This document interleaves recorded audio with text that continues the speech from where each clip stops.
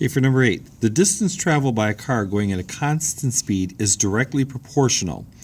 So that means we're going to have a proportion to the length of time traveled. If the car travels 200 kilometers in 2 hours, how far will it travel in 20 hours? So with many of these, there are different ways we can do it. We can do a table, but since it's directly proportional, we're going to go ahead and set up a proportion, which is going to be two fractions that are going to be equal. And when we do that, we're going to have, for this first one, we're going to use the information they gave us, which was 200 kilometers, 2 hours. So we have 200, and these were kilometers, and then 2 hours. Then, so those two go together, so they're connected. These are kilometers, these are hours. Then it asks us, how far would it take to travel 20 hours? So we're going to put 20 in here.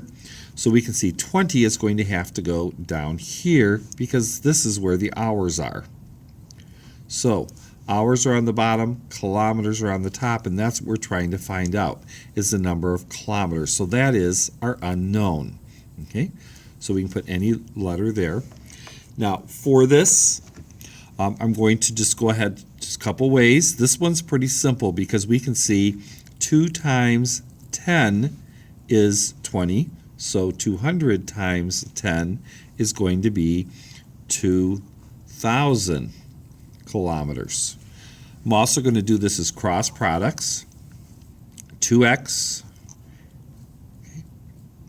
is going to equal 20 times 200. So 2x equals 2 times 2 is 4, and we just add 3 zeros. Okay, then we have an equation to isolate the variable to get this by itself. 2 times x, opposite of times is divide. Whatever we do to one side, we do to the other.